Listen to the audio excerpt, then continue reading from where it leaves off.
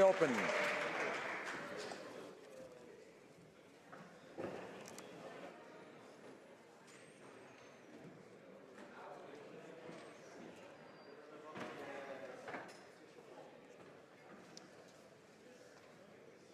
Order.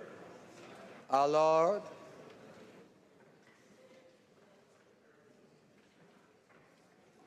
Alors. Order. First déclaration de député, l'honorable député de Mirabel. The honourable member for Mirabel. Thank you, Mr. Speaker. Mr. Speaker, Conservatives claim that they care about our dairy producers. They shout before the cameras, no, we can't open the door to moving away from supply management. Yet they supported the latest free trade agreement, the TPP, which is opening our markets to foreigners in the dairy sector. They supported that deal, even though that there would be no compensation for our dairy producers in Quebec. There would be nothing. Not only did they support the agreement, but they also supported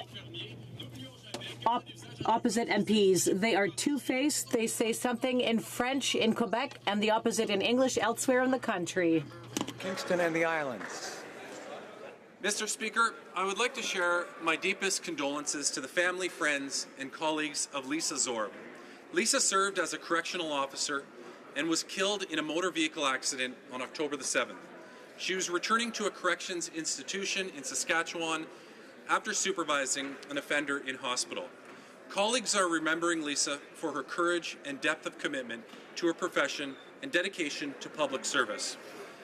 Ms. Zorb's tireless 20 years of service to Corrections Services Canada is to be applauded. I add my appreciation for the difficult work she did every day to keep Canadians safe. I know she will be missed. Thank you, Mr. Speaker. The honourable member for Kitchener-Conestoga. Mr. Speaker, this past weekend I was saddened to hear of the passing of Don McAllister. Don served valiantly with the Royal Canadian Air Force nationally and internationally from 1941 to 1972. His leadership skills continued in various positions with the Royal Canadian Legion, including speaking in schools about remembering veterans and championing the Legion Poppy Fund each year. As an exemplary member of our community, it was my honour to present Don with the Queen's Diamond Jubilee Medal in 2012, as well as a medal marking Canada's 150th last year. A strong family man, Don was married to Bessie since 1944. Don was a father of two, grandfather of two, great-grandfather of five, and great-great-grandfather of six. I'm grateful to have known Don and Bessie and have had many opportunities to interact with them, and I consider them dear friends. I pray that Bessie and the family will experience God's peace and care as they walk this valley of grief. Don will be greatly missed. Lest we forget. The honourable member for St. John Rothsay. Mr. Speaker, on this Small Business Week, it's time to take stock of some of the amazing things happening in my riding of St. John Rothsay. As anyone who has recently visited our uptown core will know, it's bustling and not just during big events. This was even highlighted last week by the CBC. Indeed, we are back in the game. Our economy is growing again. Since the spring, our riding's unemployment rate has fallen below the national average. Our community has gained hundreds of jobs, and hundreds of people have joined our workforce. This is a direct result of the growth of incredible small businesses in our uptown core.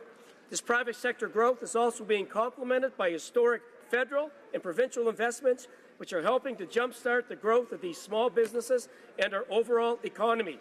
Our riding starved for these sorts of federal investments for decades, and our government has delivered. We are back, we are thriving, and our resurgence will continue to drive the economic and industrial heartbeat of New Brunswick. Thank you, Mr. Speaker. The honourable member for Churchill-Huatanookaski. Mr. Speaker, today on the International Day for the Eradication of Poverty, we recognize that poverty in Canada has many faces, many of them Indigenous, recent immigrants, racialized people, and often women. While Canada is one of the wealthiest countries in the world, over 1 million children live in poverty. Shockingly, almost 40% of First Nations children live in poverty. Today, we recognize that poverty didn't just happen. It is the result of a system that is broken, a system that seeks to enrich the wealthy and exploit the many, a system that is governed by liberal or conservative governments who time and time again prioritize profit over people. It doesn't need to be this way.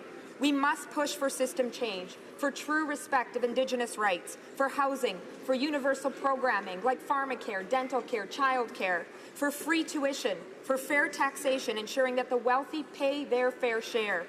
So today, let's not just talk about poverty. Let's join those who are pushing for fundamental change. Change so that nobody has to live in poverty again. The honourable member for Vaughan Woodbridge. Lights, colors, sound, and sensory objects to explore without risk, to learn how to adapt to the world around you. Normalities that you, Mr. Speaker, or any MP in this chamber might take for granted. I rise today with the honour of speaking about the opening of the James Dezen Centre of Abilities in my riding of Vaughan Woodbridge. Yesterday, this incredible, forward-thinking centre opened its doors and arms to our community. Since 1992, Meta Centre has been providing programming for adults with developmental disabilities, now adding the James Dezen Centre of Abilities to their support services. James Dezen fiercely advocated and defended the inclusion of those challenged by developmental disabilities, and his compassion lives on through this centre. Monsieur le Président. Mr. Speaker and colleagues, in honour of James and his unique ability to overcome all obstacles, please join me in congratulating all those who are involved in this project to make the world a place which cares about integration and compassion.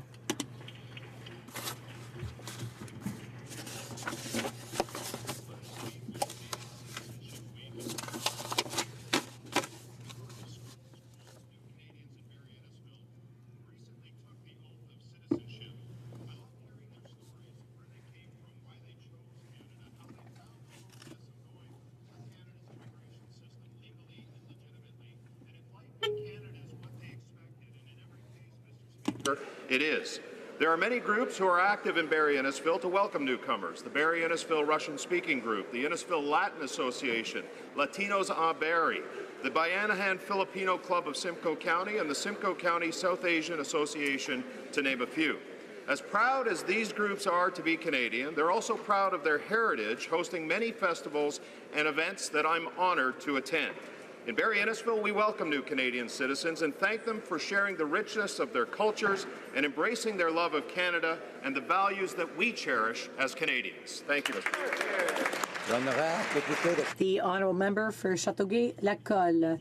Thank you, Mr. Speaker. Marguerite Duville was certainly a woman ahead of her time.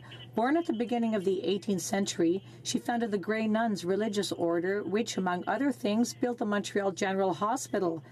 Under her leadership and expertise, the Grey Nuns purchased the Seigneurie on Saint-Bernard Island, located in Châteauguay, and there they tilled the earth and operated a mill while being mindful of the environment and maintaining harmonious relations with First Nations and settlers. A born Canadian to be declared a saint, and in 2011 the Grey Nuns arranged with the city of Châteauguay for Ile Saint-Bernard and its buildings to become an ecological and educational centre for all. All this because of an exceptional woman, Margaret Duville, whose beautiful vision of life has left us with this wonderful legacy. Thank you, Mr. President. The honourable member for Brome-Missisquoi. Mr. Speaker, Memphremagog Lake is one of two transborder lakes on the territory of Brome-Missisquoi. The greater part of the lake is in Canada, and it provides drinking water for nearly 200,000 people, including those living in Sherbrooke and Magog. In Vermont, there's a huge landfill right by Lac Memphremagog. Last Friday, I was really disappointed to learn that Vermont's Agency of Natural Resources indicated it had delivered its final authorization to add 51 acres to the landfill.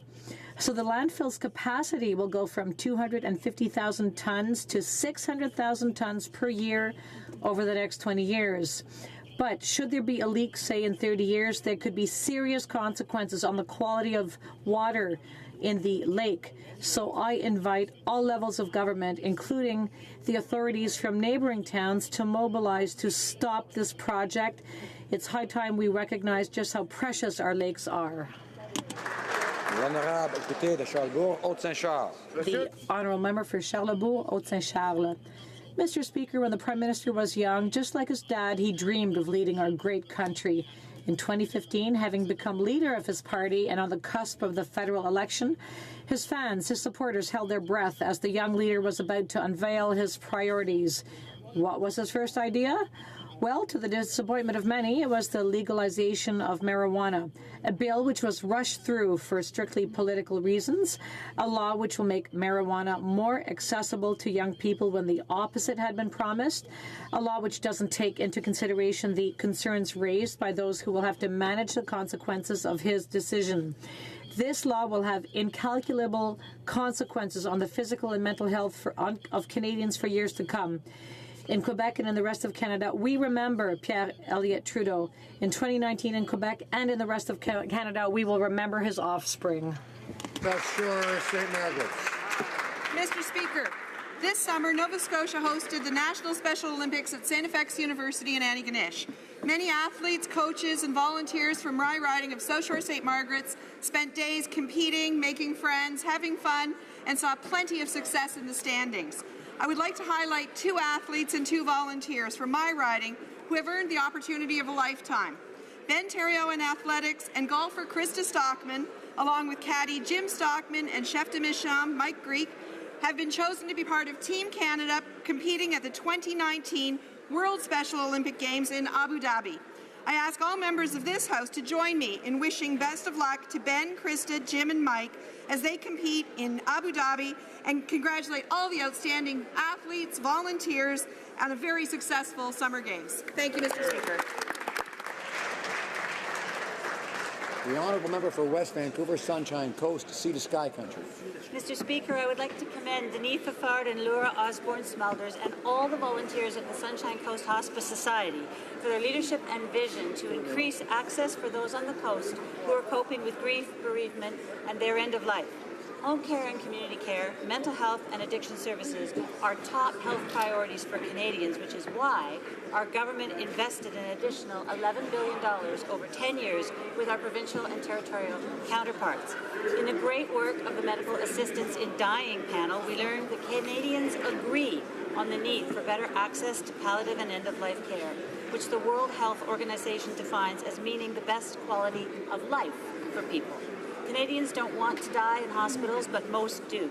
Nearly half of Canadians receiving palliative care in a hospital die before they can be discharged for hospice support. Thank you to all Canadians for making hospice support a healthcare priority and for our government's leadership in making it happen. The member for Sarnia-Lambton. Mr. Speaker, in a rush to meet his self-imposed political deadline, the Prime Minister failed to address the concerns of municipalities, law enforcement, employers, scientists, and doctors about his cannabis legalization. Last week, the government confirmed there's no scientific test to determine if someone is driving high. The safety concerns of employers, workers, and Indigenous communities have also not been addressed. And even worse, the Prime Minister has failed to explain how his plan will keep cannabis out of the hands of children and profits out of the hands of criminals. The lack of public education has left many Canadians unsure of the new rules and how this will impact border crossing between Canada and the U.S. The consequences of the failure on the cannabis file have resulted in uneven rules for every province, municipality, and territory, creating uncertainty and confusion from coast to coast. Thankfully, Conservatives will protect public safety and our young people. We will come with a plan to clean up this mess and will continue to hold the Liberals accountable. The honourable member for Bourassa.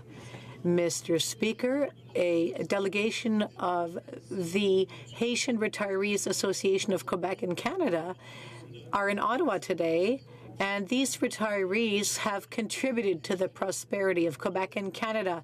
For over 20 years, this organization helps with the cultural, economic, and social development of seniors. The association does a lot for its members, organizes get-togethers for seniors, and intergenerational meetings as well. They also help seniors living alone. So, Mr. Speaker, I'd like to take this opportunity to wish the delegation, led by Mr. Edgar Bolfant, I would wish them welcome to Ottawa, my friends.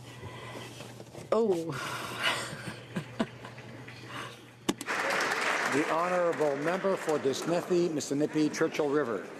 Mr. Speaker, today I stand to support the work of women in northern Saskatchewan who are doing great things to support at-risk women and children in my riding. Women like Marilyn Mannix at Healthy Babies Right from the Start and Benita Moccasin at North of 54 in Meadow Lake, or Karen Sanderson of the Pewapan Women's Shelter in La Ronge. While these people do great work, the Government of Canada can do so much more to support them.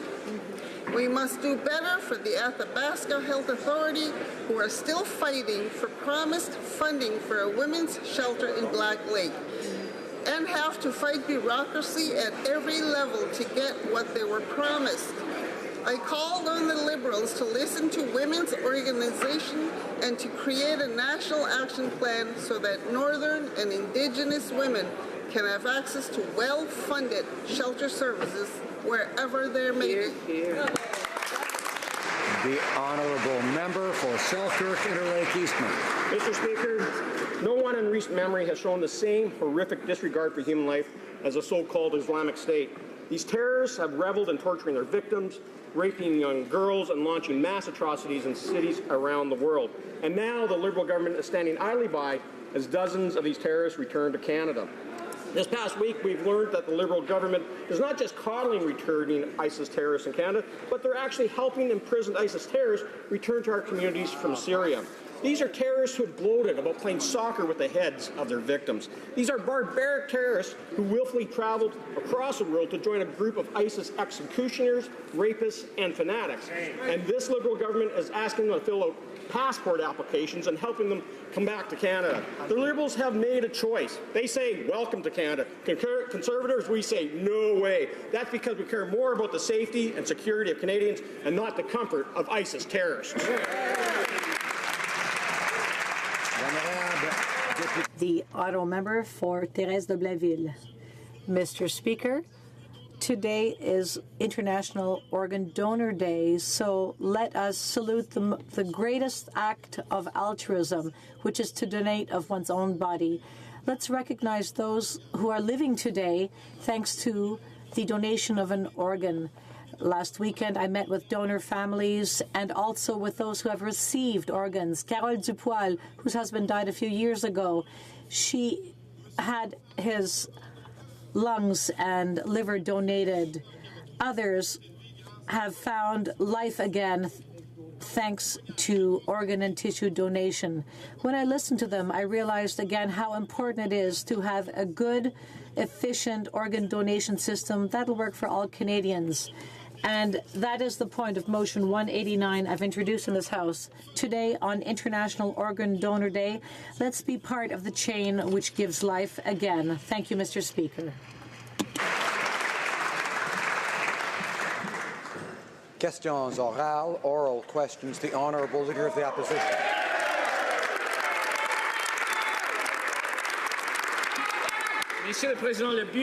Mr. Speaker, the office of the Prime Minister is before the court because it refuses to publish documents that could ensure a fair trial to Vice Admiral Mark Norman. Charges have been made and prosecutors have work to do, just like the defense. And so why is the Prime Minister hiding documents that could be relevant? Why refuse this distinguished officer the right to a whole and fair defense? The Right Honourable Prime Minister. Thank you, Mr. Speaker. I thank the Leader of the Opposition for his question. As you know, it would be inappropriate for me to comment on this matter as it is before the courts. Well, Mr. Speaker, it wasn't inappropriate for the Prime Minister to comment to the media before the trial even began. He predicted that Vice Admiral Norman would be charged and that this would be sorted out in court. So he had no problem commenting on this outside the House. And all we're asking for is an explanation as to why he won't release documents that would give Vice Admiral Mark Norman a fair trial. Honourable Prime Minister. I thank the member for his question. As he should well know, it would be inappropriate for me to comment on this affair because it is before the courts. Honourable Leader of the Opposition. We are not asking the Prime Minister to comment on the case. We're asking him to release documents that would allow justice to be served.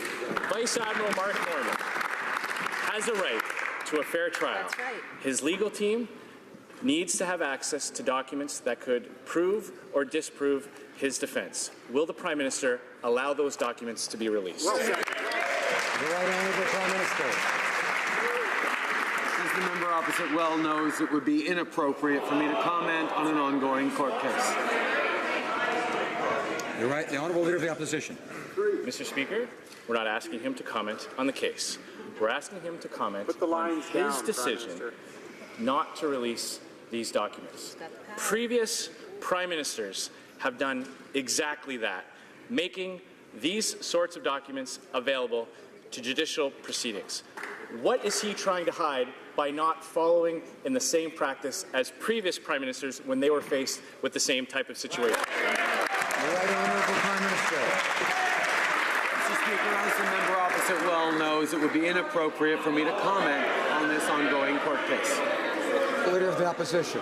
Mr. Speaker, he can try and hide behind the same bogus answer. This is not about commenting on the case. This is about his decision not to release documents that Vice Admiral Norman needs to have a fair trial. If he believes that accused individuals in this country have that right, will he release those documents? Honourable Prime Minister. Mr. Speaker, it's somewhat interesting that this is what the Leader of the Opposition has chosen to ask about today. As the member opposite well knows, it would be inappropriate for me to comment on this ongoing case. Order. The Honourable Member for Rimouski-Neigette, Témiscouata, Les Basques. Mr. Speaker, just imagine years ago you got a conviction and a criminal record for possessing a small amount of cannabis. Today you have a family and you want to coach your kid's soccer team. If the school is asking you, have you ever been convicted of a criminal offense? You're legally bound to answer yes with a pardon. With an expungement, you can honestly answer no, because under the law, it's deemed never to have happened. Parents should not have to sit on the sidelines for something that is now completely illegal. Why won't Liberals understand this? Hear, hear. Right Honourable Prime Minister. Mr. Speaker, marijuana is now legal in Canada because the previous approach, prohibition, failed to adequately protect our kids and allowed criminals to make massive profits. By controlling and regulating the production and sale of marijuana, we will better be able to protect our communities, protect our kids, and ensure that public safety and public health are properly protected by our country. Mr. Speaker, that answer has nothing to do with the question. The Minister of Public Safety refused to expunge criminal records for simple possession of marijuana. There's no historic injustice in his opinion, but let's look at the numbers. 3 times more black people in Toronto and 5 times people in Halifax have criminal records for simple possession of marijuana. Indigenous and racialized people have been subjected to historic systemic injustice in Canada, and now they have a higher number of criminal records for similar behavior. Will the Prime Minister support the solution of my colleague from Victoria? The Right Honourable Prime Minister. Mr. Speaker, we recognize that the old system of prohibition had a negative impact on marginalized communities as well as visible minorities. We know that it is important to offer them pardons and to offer them quickly in order to offer them every opportunity to succeed in the labor market and in their communities. That is why we have a rapid and free system to grant pardons. The Honourable Member for Belleuil-Chambly. Mr. Speaker, that's interesting because if the Prime Minister recognizes that the old system didn't work, he should also understand that suspending criminal records that happened under that old system is very different than to expunge them and to ensure that people can travel more easily, get visas, and not live under a system where it would be easy to have that file be reactivated. The member for Victoria on the ADP did the work. There's already a bill on the order paper that would do exactly what we want, which is to expunge criminal records. Will he support it, yes or no? The Right Honourable Prime Minister. Mr. Speaker, we wanted to suspend criminal records for LGBTQ community members who were discriminated against by the government. We've always recognized, and we still recognize, that it is important to protect communities, to protect our youth from marijuana. That is why we will continue to control and regulate marijuana. And in this case, pardons are the appropriate measure to help all those who have criminal records on that level. The Honourable Member for Belleuil-Chambly. By taking action to legalize and by stating clearly that he believes that the war on drugs failed and recognizing a historic injustice when it's been pointed out so clearly that the war in drugs is racist, and the fact that we see vulnerable Canadians, racialized Canadians, Indigenous people more disproportionately affected by this. So I'll ask the question again, Mr. Speaker, knowing full well that the Prime Minister knows the difference between a record suspension, which was once called a pardon, and expungement. Will they, yes or no, favor expungement over pardons and finally really end this discrimination? Right Honourable Prime Minister. Mr. Speaker, we recognize the unfair impact that the prohibition had on marginalized and racialized communities across this country. That's one of the reasons why we're moving forward with a system that will control and regulate the sale of marijuana. That's also why we're moving forward on a pardon system that will be free and fast in order to make sure that the stigma of a criminal record does not follow these disproportionately marginalized people for the rest of their lives. Honourable Opposition House Leader. Mr. Speaker, months before any charges were laid against Vice Admiral Mark Norman, the Prime Minister told the media that the case would end up in the courts. In fact, he said this a number of times prior to any charges being laid. How did the Prime Minister know, months before the investigation was completed, the charges would be laid against Mark Norman? Good question. Right Honourable Prime Minister. Mr. Speaker, as the member opposite well knows, it would be inappropriate for me to comment on this ongoing court case. Honourable Opposition House Leader. Well, Mr. Speaker, it sounds like that answer was prepared for the Prime Minister by a lawyer. Clearly, Mr. Speaker, the Prime Minister had no problem commenting on this case prior to an investigation even being completed. Now, yesterday, the government was answering some questions about this. Now, we're asking the Prime Minister about his behaviour, not about the case. So again, how did the Prime Minister know that before the investigation was completed that this case would go to court? What's he hiding? Right Honourable Prime Minister. Mr. Speaker, on this side of the House, we believe that the independence of the justice system matters deeply. And that's why it would be inappropriate for me to comment now on this ongoing criminal case. Mr. Speaker, the Prime Minister often accuses us of playing political games, but now he's the one doing it, because every Canadian has the right to the information they need for their own trial. The Prime Minister said twice that Vice Admiral Norman would be going before the courts, even before charges were laid. How did the Prime Minister know that the RCMP would lay charges against Vice Admiral Norman? What is he hiding? The Right Honourable Prime Minister. Once again, Mr. Speaker, I find it interesting that the Conservatives are asking questions on this today. And I will repeat that on this side of the House, we trust entirely in the independence of our justice system, and it would be inappropriate for me to comment on a case that is before the courts. The Honourable Member for Charlebourg-Haute-Saint-Charles. Mr. Speaker, we want to trust the courts, but to do so, we need to be able to give them the information so they can do their work. You'll remember, Mr. Speaker, the sponsorship scandal. Paul Martin talked about cabinet confidence. He demanded information so that the courts could do their work. If they can do that for the sponsorship scandal, they can do it for Vice Admiral Norman. The Right Honourable Prime Minister. Mr. Speaker, it is inappropriate for me to comment on this matter as it is currently before the courts. Well, Mr. Speaker, it didn't stop the Prime Minister from commenting on this case months before charges were even brought or the investigation was even completed. In order to defend himself in court, Mark Norman needs access to the cabinet documents that the Prime Minister has regarding this case. The Prime Minister has the authority to turn them over today, but instead he's concealing this evidence in his office. This reeks of a cover-up. Why won't he do the right thing and release the documents today? Hear, hear. Right Honourable Prime Minister.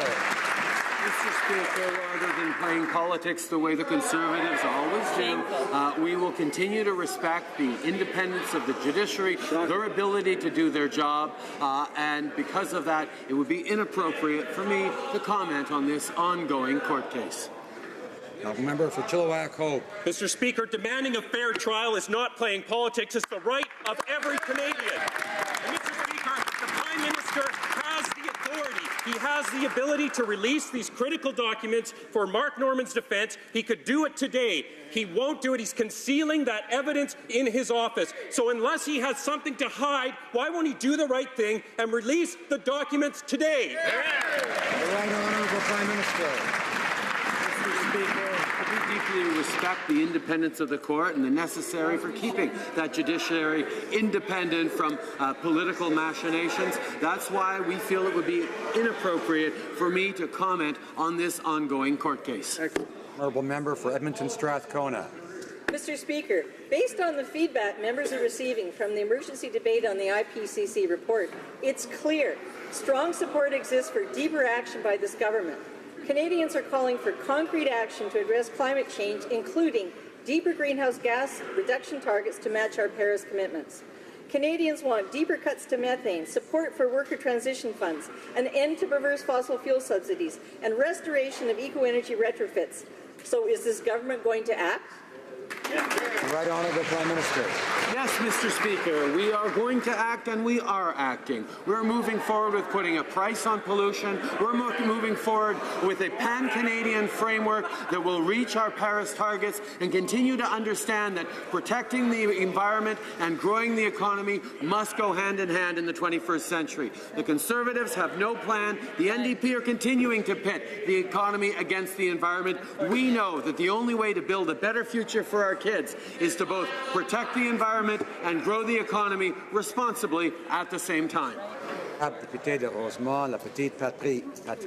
The last IPCC report was catastrophic. If we don't do something now to fight climate change, we are cooked. Literally cooked.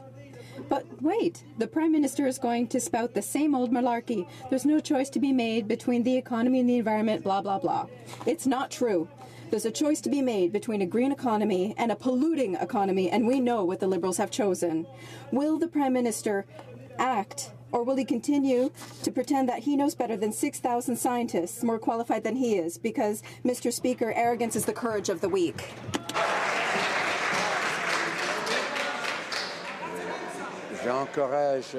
I would encourage the Honourable Member for Rosemont la Petite Patrie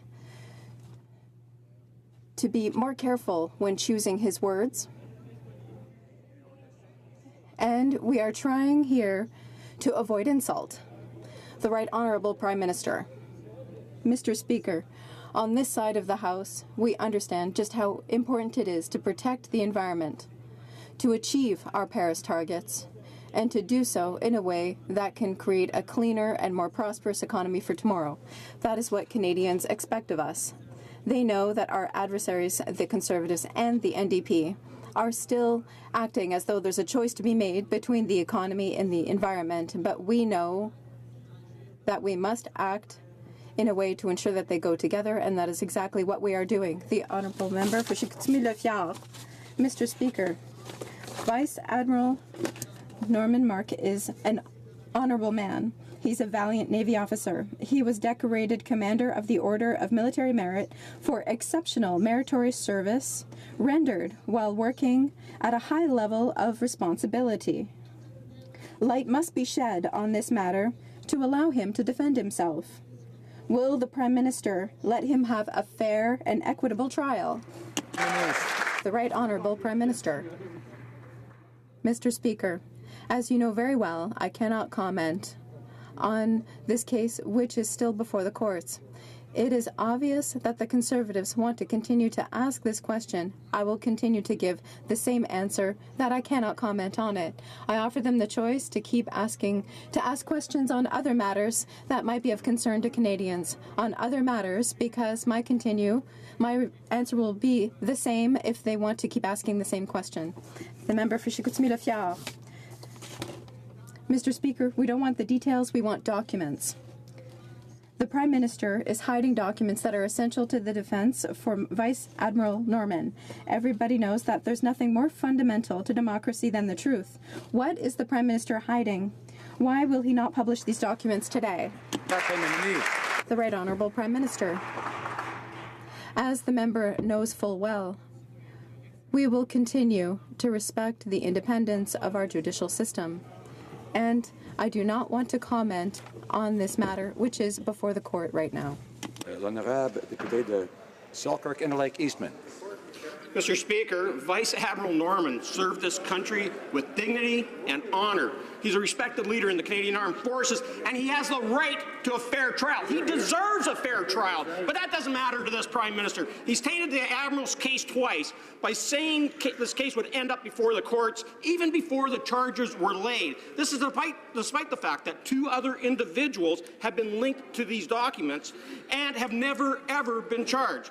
Will the Prime Minister hand over the documents? Mark Norman needs to have a fair trial so he can properly defend himself. Mr. Speaker, as the member knows, it would be inappropriate for me to comment on this ongoing court case, and that is the answer I'm going to give on every single question they ask on this particular case, because we believe in the independence of the judiciary. So I offer them an opportunity. They can ask questions on anything they like of the Prime Minister. They know what my answer is going to be on that particular question, and I'm happy to continue to give it. But Canadians might wonder why they don't want to talk about anything else, like climate change, like growing the economy, like dealing with the kinds of issues that matter to Canadians and future generations.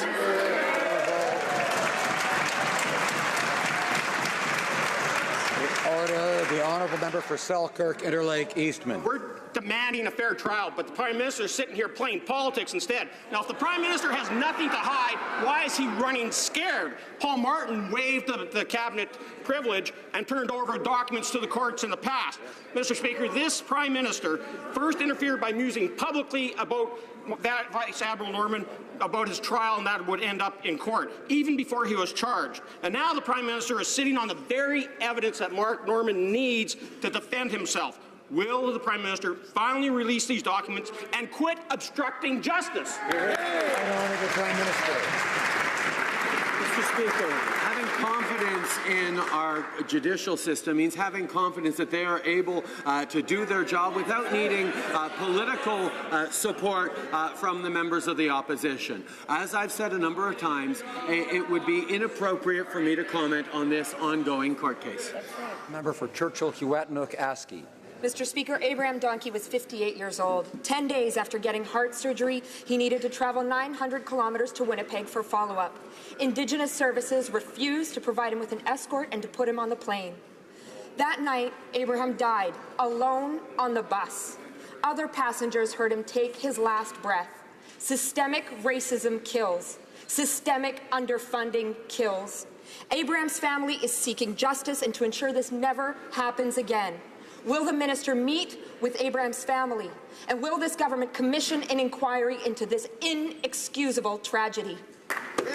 Honourable Prime Minister. I thank the member for her question, and I can assure everyone that we express our sincere condolences to the family of Abraham Donkey and his community. I can assure all members that this Department of Indigenous Services looking into the details of this matter. This affirms the need for improved health services designed, managed, and delivered by and for Indigenous communities. We will continue to work with partners to support Indigenous-led health transformation and improve health outcomes for Indigenous communities. Member for Vancouver East. First Nations, Métis, and Inuit peoples in this country have suffered and continue to suffer from racial discrimination. In fact, the systemic form of discrimination is the oldest form of racism in this country. Yet the Minister of Heritage stated that systemic racism somehow doesn't even exist in Canada. Oh yeah, that's what Harper used to say. Will the Prime Minister apologize on behalf of his minister to Indigenous peoples for this ignorant statement? Right Honourable Prime Minister.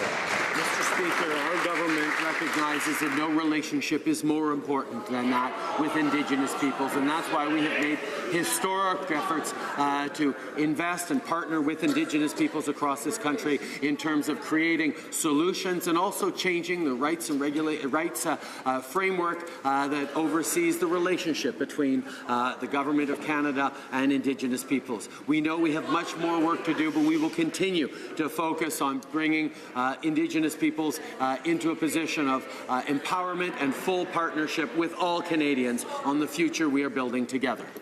Member for Kelowna Lake Country. Mr. Speaker, in my riding of Kelowna Lake Country and across Canada, homelessness presents a real and constant challenge. Our government has made fighting poverty and homelessness a priority, as we've seen in the first ever poverty reduction strategy, the first ever national housing strategy, and Reaching Home, the redesigned homelessness partnering strategy. Could the Prime Minister please tell this House more about what the government's doing to help fight homelessness in our country? Great question. Honourable Prime Minister. Speaker, I want to begin by thanking the member from Kelowna Lake Country for his work in fighting homelessness. I know that his city of Kelowna recently released their strategy for fighting homelessness, and I want to thank both the member and Kelowna Mayor Colin Basran for working to combat a problem that affects every community. Thanks to both our homelessness strategy, Reaching Home, and our national housing strategy, we're improving the lives of Canadians and building communities that benefit everyone. Honourable Member for Durham. Mr. Speaker, since the Prime Minister is making a mockery of Prime Minister's questions, I do not want him to respond to this next one. My question is for the Attorney General. In her mandate letter, the Prime Minister said that she should never take legal positions, I quote, inconsistent with the government's commitments, the Charter of Rights and Freedoms, or Canadian values, end quote. How does denying Mark Norman the right to defend himself against scurrilous charges line up with the Charter? How do bringing legal charges to cover up Liberal insider deals align with the Canadian Charter? Would the Attorney General, as our top justice official, stand in this House and commit to releasing all documents? Right Honourable Prime Minister. Mr. Speaker, as Prime Minister, I am happy to stand in this House and continue to say how we will always respect the independence of our judicial system, and because of that, we will not comment on this ongoing court case. Member for Durham. Mr. Speaker, that's shameful. We saw the Prime Minister before not allow the Finance Minister to respond to a question. Now we're seeing him not allow Canada's top legal official to respond. All we're asking for is for the due process rights of a Canadian to be respected, and he can't commit to that in this House. So please, Prime Minister, through you, Mr. Speaker, stay down. I want to hear from our Attorney General. Will the rights of Mark Norman be respected?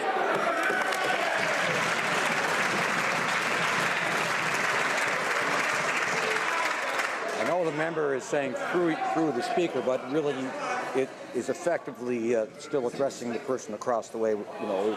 And a member is generally trying to direct his comments to the Speaker, and it's, of course, important that he do so. The Right Honourable Prime Minister. Thank you, Mr. Speaker. The situation we're in right now is the Conservative Party is running out of things to ask this government about. We are succeeding on growing the economy. We are succeeding on lifting Canadians out of poverty. We are succeeding in creating jobs right across the country. We have a plan to fight climate change. We are moving forward on helping our seniors, helping youth, helping Canadians and the middle class and those working hard to join it succeed. They're running out of things to ask about. We will not comment on this ongoing court case, but we're happy to talk about everything else we're doing. The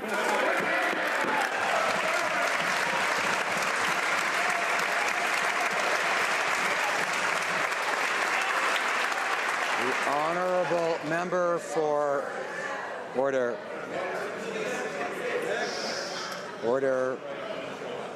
The honourable member for Aurora Oak Ridges. Mr. Speaker, as an Air Force officer, I served this country confident in the belief that my government would honour the rule of law. Canadians were promised a transparent, accountable and open government, but this government has betrayed me and all those who serve. The Liberals are using political games to hide the truth. Mark Norman's an honourable officer and entitled to a fair trial, but the Prime Minister is refusing to release critical documents central to his defence. When will the Prime Minister give this man a fair trial and release these documents? The Right Honourable Prime Minister. Mr. Speaker, we of course believe in the independence of the judicial system. We believe in the right to a fair trial, and that is why, as Prime Minister, I will not comment on this ongoing court case. Member for Aurora Oak Ridges, Richmond Hill.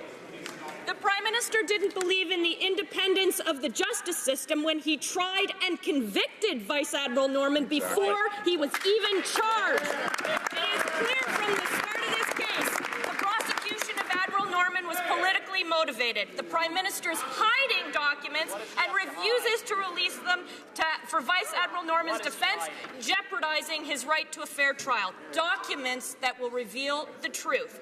If the Prime Minister has nothing to hide, why won't he release these documents? The Honourable Prime Minister. Mr. Speaker, I will not be commenting on this ongoing court case. The Honourable Member for Trois-Rivières. Mr. Speaker, an Air Canada flight to San Francisco barely missed what could have been one of the worst catastrophes in aviation history. According to the U.S. National Transportation Safety Board, the pilot had been flying for 19 hours. This would have been unthinkable anywhere else but in Canada. A study on aviation safety initiated by the NDP and the NTSB report call on Transport Canada to review its rules. Will the Prime Minister act now or tell us again that safety is his top priority? The Right Honourable the Prime Minister. Mr. Speaker, as a government, we are currently reviewing the air pilot rules to ensure better safety for all travellers. That is what we will do. And we will have more to say soon. For Courtney Alberni. Mr. Speaker, this Small Business Week, the Liberals continue to betray small business owners by siding with credit card companies in a dispute over merchant fees. Canada already has some of the highest credit card merchant fees in the world, costing consumers and merchants billions of dollars a year. Now, instead of actually reducing these fees, the Liberals announced a voluntary 0.1% rate decrease offering no relief and no certainty for small business. Will this Prime Minister stop siding with Visa and MasterCard and cap merchant fees once and for all? Right Honourable Prime Minister. Mr. Speaker, it's a great pleasure for me to stand up to talk about the great work we're doing for small businesses. Right. We are lowering small business taxes as of January 1st to 9% because we know small businesses are at the heart of this country's success. But on top of that, regarding interchange fees for credit cards, we are pleased to announce that we are moving forward with lowering interchange fees for small businesses as of 2020. This is a real, tangible element of progress for our small businesses that this government will always support. The Honourable Member for Thornhill. Mr. Speaker, in 2004, Prime Minister Paul Martin responded to a Conservative request and released hundreds of pages of Cabinet Committee records related to the advertising scandal. Mr. Speaker, the documents requested today are clearly essential to the legal defence of Rear Admiral Norman in a case that reeks of political interference. If the Liberals have nothing to hide, Mr. Speaker, why won't the Prime Minister simply release the documents? Honourable Prime Minister. Mr. Speaker, it would be inappropriate for me to comment on this ongoing court case. Member for Milton. Mr. Speaker, the Prime Minister asked most recently, why is the Conservative Party continuing to ask these questions? It's not the right place for it. And I want to let him know, Mr. Speaker, exactly why it is. When a cabinet exercises their power to withhold documents from the court has no power. And the only place left to hold a Prime Minister accountable is in this place. So, Mr. Speaker, we're going to keep asking the question, so I'll start right now. Why is he withholding the documents, and why won't he allow Mark Norman to have a fair trial? The Right Honourable Prime Minister. Mr. Speaker, I have utmost respect for this House, and indeed, that's why we've moved forward with Prime Minister's question periods every Wednesday, so we can answer questions from members that they may have about what the government is doing. But as everyone in this House knows, we respect the independence of the judiciary. Therefore, I will not comment on this ongoing court case. Repeat the question. Member for order.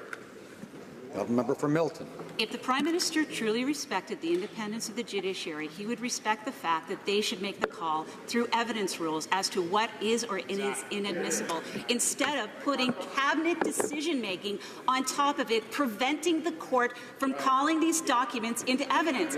Mark Norman needs to put forward a defense that's going to help them prove that these allegations are incorrect.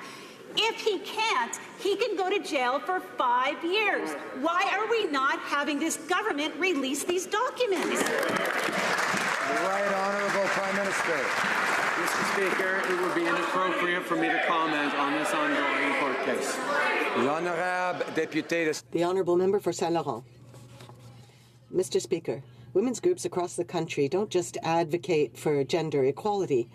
They also provide essential services and make a difference day in and day out for women in their communities. These women's organizations must have the capacity and resources to do this vital work. Can the Prime Minister tell this House how this government is supporting more organizations to carry on their activities and ensure the sustainability of the women's movement? Right Honourable the Prime Minister. Mr. Speaker, I'd like to thank the member for Saint Laurent for her hard work on gender equality. We know that gender equality progress would not be possible without the work of women's groups and Indigenous organizations.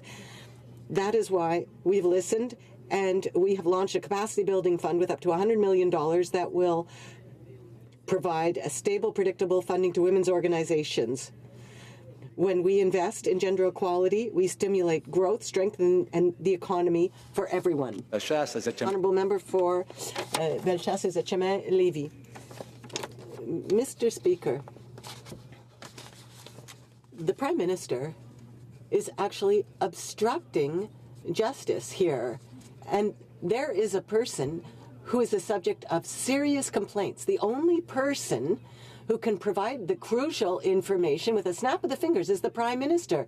We're not asking him to comment on a case. We're asking him to release information rather than protect his own Liberal friends and to protect these friends before he protects justice.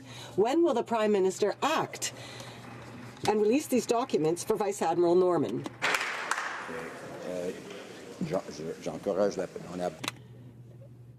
Mr. Speaker, I would encourage the member to be circumspect in his comments and not accuse anyone of things like obstruction of justice in this House.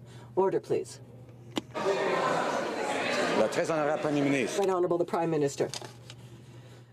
Mr. Speaker, it would be inappropriate for me to comment on this case given that it is before the courts. Monsieur le Président, vous le savez, ça fait longtemps que nous, au NPD, et que les Canadiens demandons qu'on arrête la vente d'armes à l'Arabie saoudite. Aujourd'hui, des représentants républicains et démocrates au Congrès américain viennent de... Alors, apparemment... Order, please. Apparently there's a problem with interpretation. Can you all hear the interpretation?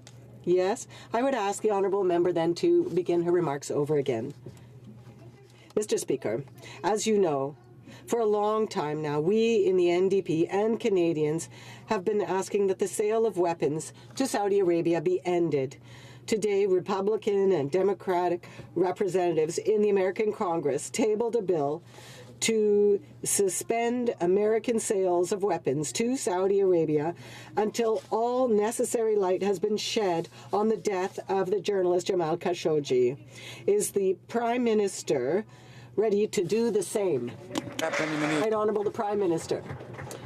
Mr. Speaker, we are very troubled by the disappearance of Mr. Khashoggi and by the reports involving Saudi Arabia. The Minister of Foreign Affairs has had discussions with her Saudi counterpart and is calling for an in-depth and credible and transparent investigation. We fully support the joint statement that was made by France, the UK, and Germany calling for a credible investigation. All those involved in the disappearance of Mr. Khashoggi should be held to account. Member for Brampton Centre. Thank you, Mr. Speaker. As part of the Small Business Week, it's important to note that 99% of tourism are small and medium-sized businesses. They are real economic driver of Canada and certainly in my riding of Brampton Centre. The income of thousands of middle-class families depends on the growth and success of the SMEs, which makes our community strong. Could the Prime Minister inform this chamber of the steps our government has taken to grow these businesses? The Right Honourable Prime Minister. Mr. Speaker, I thank the member from Brampton Centre for all the work he does to support small businesses in his riding. Permit me to wish a good Small Business Week to entrepreneurs across the country. In the tourism sector, small businesses already provide 1.8 million good jobs for middle-class Canadians, but we want to grow that number. That's why I've asked the Minister of Tourism, Official Languages and La Francophonie to develop a national tourism strategy and to create even more opportunities and jobs for the middle class. And yes, Mr. Speaker, we are indeed lowering small business taxes to 9% as of January 1st right across the country. The Honourable Leader of the Opposition. Mr. Speaker, I want to put the Prime Minister's mind at ease. I'm not asking him to comment on the case. I'm asking him to explain why he's chosen not to release documents to the court. If he truly believes in an independent judiciary, if he truly believes in the right of a Canadian admiral to a just defense, then he will do what previous prime ministers have done and made these documents available. If he doesn't, then what on earth is he trying to hide? Right Honourable Prime Minister. Mr. Speaker, I will always uphold the independence of our judicial system, and that is why I will not comment on this ongoing court case. Deputy. The Honourable Member for La Pointe-de-Lille. Mr. Speaker, the legalization of cannabis has been done all wrong. Quebec didn't even have the time to get elected and table its own legislation before pot became legal. What that means is that today, if you're 18 years old, you can buy it, but most likely you won't be able to in 3 months. 1 plant, 2 plants, 4 plants, we still don't know. Will this be challenged? We don't even know. And that's what happens when we're not even masters in our own house. What was this trippy idea of legalizing pot on October 17th when clearly nobody was ready? Right Honourable the Prime Minister. Mr. Speaker, for 3 years now, we've been working with experts across the country. We've been working with provinces and municipalities in order to get to this day. The provinces, including Quebec, asked from 8 to 12 weeks before this bill came into force in order to legalize cannabis. We gave them 17, Mr. Speaker. We continue to work with them on the process. But we know that in order to protect our young people and to take profits out of criminal organization, this has to be everyone's priority. Dumont. Tabling of documents.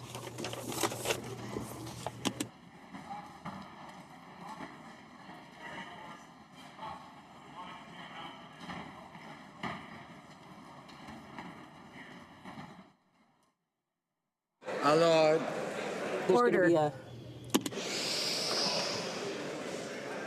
J'ai l'honneur. I have the honor of tabling in both official languages the selected decisions of Speaker Andrew Scheer. This reference work on parliamentary procedure is the 9th volume in a collection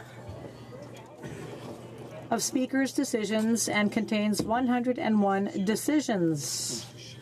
Considerable experience to the position of Speaker. First elected to Parliament in 2004, he served as Assistant Deputy Chair of Committees of the Whole during the 39th Parliament and Deputy Speaker and Chair of the Committee of the Whole during the 40th Parliament. The fourth Speaker to be elected by a secret ballot of his peers. At the age of 32, he became the youngest Speaker of the House of Commons, as well as the first Speaker to represent a Saskatchewan riding.